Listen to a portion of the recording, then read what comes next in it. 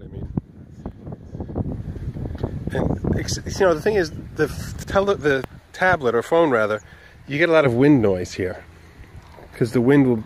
Right now, it might not be so bad. Looks red. Where? Oh yeah, it's probably rust. Iron is part of the sand. But if I use this to be a camera for a vlog, sometimes the audio is the wind will make a lot of noise. Yeah. It'll hear my voice and your voice, but it'll also hear the wind.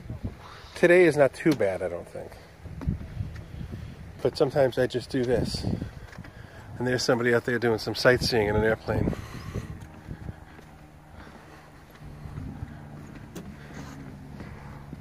You know, there's no measurable wind here today, so it's kind of nice. Yes. In December, when it's windy, it can be very cold. Hello. Hey. Hi.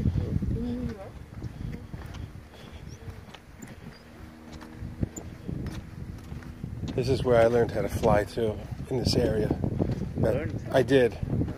About 5 years ago, 6 years ago. Do you remember that, Aaron, when I was taking lessons on how to fly? I remember you taking lessons, yes. I remember hearing about it, yes. How many hours did you take? Number of hours, probably about 30. 30 hours? I had gotten to the point where I was going to solo for the final part of the test. And my brother came back from Paris. I gave him back the airplane. He never went any further. Oh, man. But I really had no reason to, because if somebody didn't hand me a plane and say, go fly it, I would not buy a plane and I would not afford the expense of owning a plane. It's just crazy expensive. So I did as much as I wanted to do, which was basically to figure out how an airplane works, learn how to fly it, and go, oh, okay, that's how that works. And it's not hard. Honestly, my brother used the expression that an hour of flying is 59 minutes of boredom and 1 minute of sheer terror. And that terror is when you're coming down to land, and that's it. That 1 minute, you just had to basically go, all right, I got to do this. I can't screw up. Everything else I can screw up pretty much and get away with it. But that landing part, that last little part, is what I got to get right.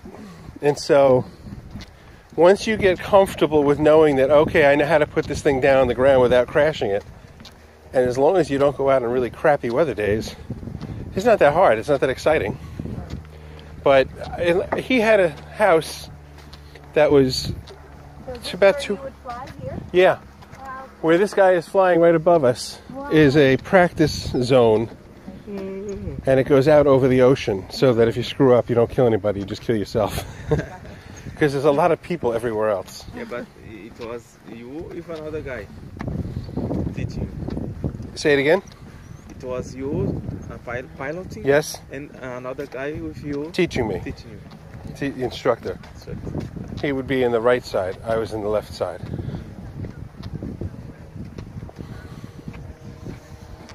Single file here. Hey, how are you?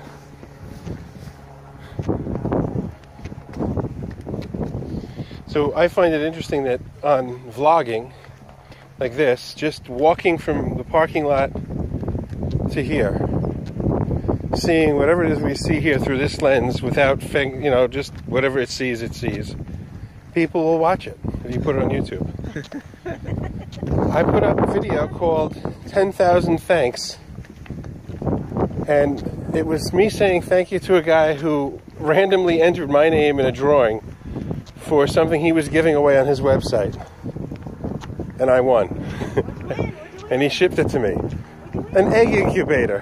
Oh, I want an egg incubator. You know, and the funny thing about it is, it's like, I got to the point where I was so excited saying, all right, well, don't give me the biggest one, but you don't have to give me the small one. If I should win it, the middle one would be probably best. And that's the one I wind up getting. So, I have not. But I'm thinking I might try to do it in the spring. Hi, how are you? So, come this spring, I'd have to find out where I can get myself about 24 eggs to put in an incubator. And then hope for 15 or 18 so to survive. raise some chicks and then raise them to the point where you make dinner out of them before they get too loud. So if they're roosters, it's before they start to crow, and if they're hens, it's before they start to lay eggs. You need to borrow a rooster. Well, I can't get a rooster. You have to buy the eggs fertilized, or get eggs across your finger that they're fertilized. Fertilize your egg. Right. So in the springtime, if I can find eggs and I can convince Nancy to let me make our own chickens for dinner, I might have an opportunity to get the chicken tractor concept going and build myself a little chicken tractor that I'll move around on the ground at my house in the backyard every day. Yeah, just a little portable pen. And anyway, what was I going with this? The incubator. Yeah, so I won this incubator from this guy, and it was kind of hokey, but it was kind of cool. And I hope to use it, but I've met through YouTube other people who are doing the same thing or want to do the same thing. I would call them loosely fitting into the category of homesteaders.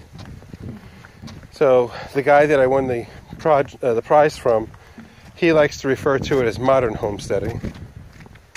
So yeah, I don't have to wipe my butt with a stick just to prove that I can live off-grid. I can have toilets, I can have toilet paper, I can go to the supermarket.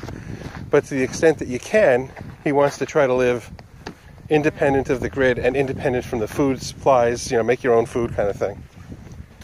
So, Going to the lighthouse. yeah, so this, let me get this. They have basically these little read your information on these signs kind of billboards. So, yeah, kind of close to this. This is where we are. I live over here. So my part of the bay is about the largest or widest. Maybe from here it's the widest. But it's about 15 miles. I think about 15 miles across from here. Maybe I'm wrong on that, but it's close to it. And what? What does that mean? What's fledged? Hatched. They live. Thank you. So apparently they must have documented the sightings of 17 nests with 17 newborns, fledglings. So they're now where the beach is, where the nudist people used to be. So the state, I think, has successfully reclaimed the beach from the nudists in honor of the fledgling piping plovers. So it's nice to know that a fledgling piping plover takes precedence over a peeping wiener. There's somebody playing in their airplane. It's telling them that this is sort of the test practice area. But so now we're in these swamp reeds that are kind of cool because you can't really see the rest of the island. You disappear into this little valley. Of course, all the tourists take pictures. How much they pay for 1 hour of? To get it for an hour, $200. And that would be, you can pretend that you want to be a pilot. And your first lesson is usually only about $120. So between $120 and $150. But if you want to go for an hour and a half instead of just an hour, you might pay a little bit more and it would be worth it. But maybe like $200 you can go for a sightseeing flight.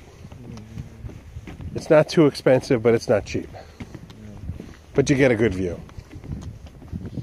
So this boardwalk was only put in, well, it's a bunch of years ago now, but it was never here when I was a kid. This was just a dirt road or a sand road. That if you chose to walk on it, you could, but there was more broken glass and there's more of the commercial access road to get to Fire Island for all of the contractors that are doing work on Fire Island in the winter, because there's no ferry service that brings trucks over. You had to go by beach. So this was really like the access road that they now have, this boardwalk with that Trexy lasts a lifetime kind of stuff. We'll see how it holds up to Fire Island Sunshine. But this all is beach that was added over the last 200 years from where that lighthouse is. And it was just this gnarly, snotty looking brush that's prickly and not fun to walk through. So the only thing that really did walk through here was deer. Holly. This is not a holly tree? Mm-hmm. Holly, you know. Yep, it is. Has the red seeds. The holly makes it green. Is there red? No. The deer might have gotten it. The wreath is made by the holly. I don't know if they all have red. I don't know either.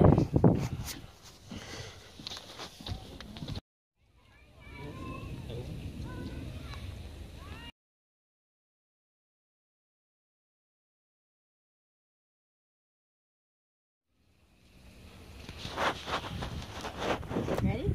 Ready? One more. Document, document. It came out well. You are? No, I'm This is, so George Washington. good. I think I have it. George Washington was the one who said build this. George Washington? Yes. Like on the dollar bill. Love all this stuff. Yeah, it is kind of cool because you really can't see anything around you. That the beach is over there, the bay is over here.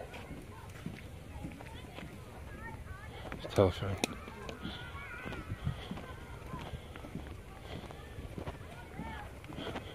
When it rains, Yes. it flows here. No, a little bit. Not a normal rain, but if we had a lot of rain very quickly, and if there's a hurricane, the hurricane could bring this. The water could come over this, but probably go right back. Maybe by the next tide. Tide is every 12 hours, I guess.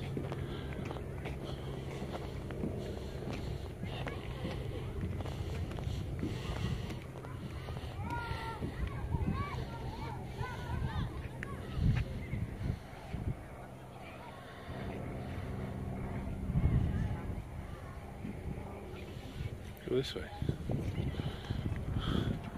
And your kids over there, we can come back to that.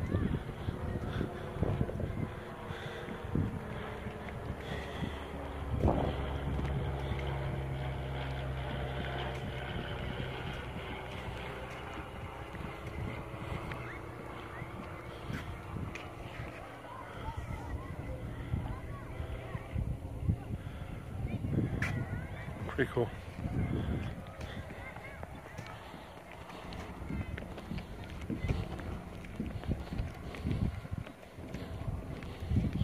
I just bought a new battery for this phone that's bigger than the original, so hopefully it'll last for a lot of video. But Normally, how long it takes? when the phone was new, it was maybe a full day, one day for a charge. With it, not using it for making videos all day, but maybe a few minutes of video, a little bit of watching YouTube, texting, emails. With this battery, it goes easy 2 days, 2.5 days. It's a little bigger, but it works.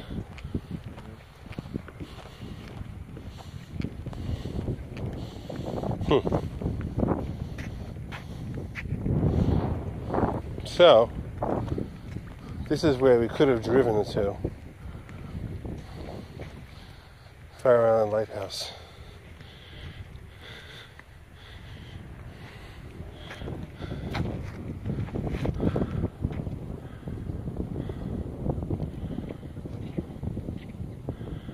Let's take a picture with this sign next to you. A good education. So it's not everybody. I'm listening. Go ahead. Just want to make sure you. Of course, there are rich people in those states, in those areas, but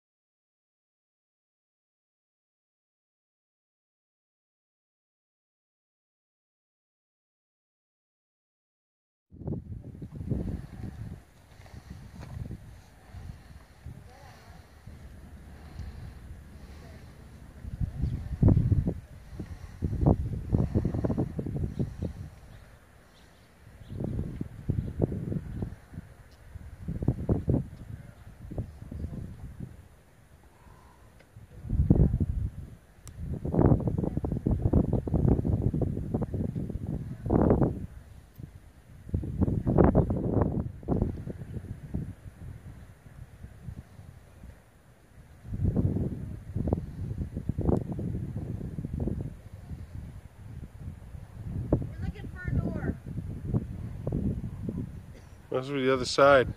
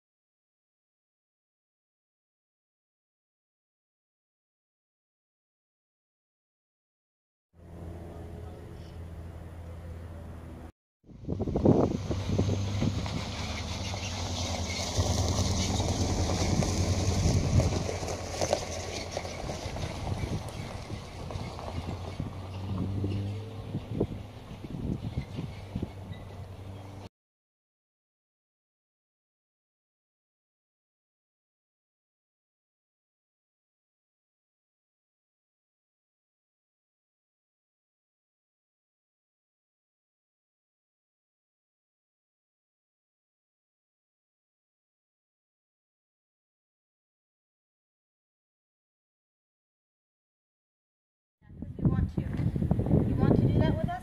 That sounds fine. Is it a freebie?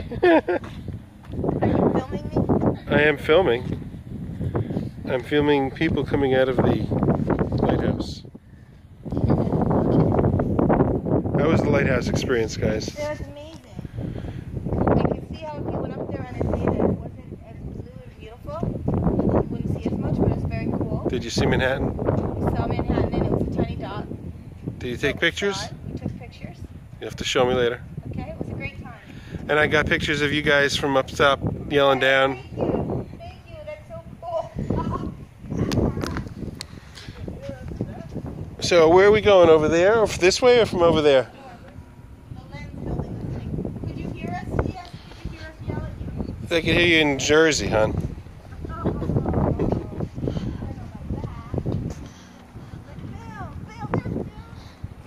I heard you. Junior was hilarious because I don't know if you want to take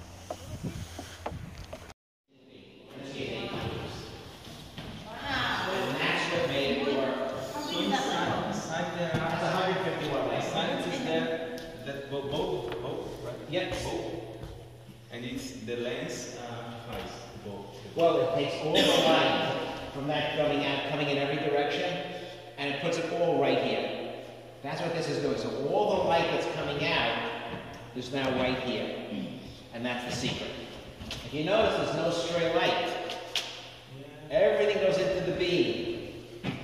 And that's what all this glass does.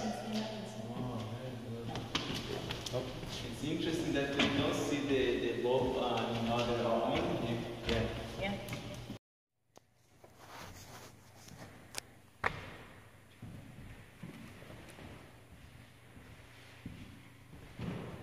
Did you take picture here?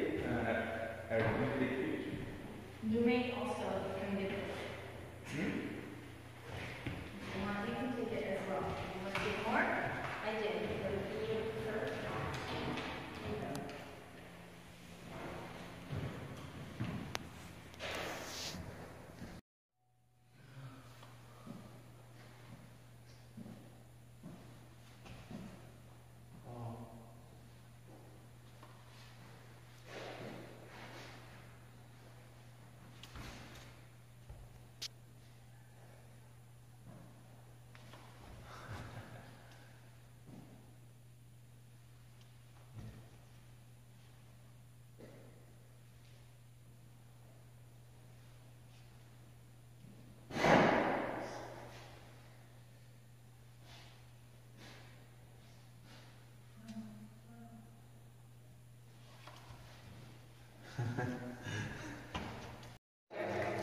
If you don't do a selfie, he takes it, then it's a waste because I won't know.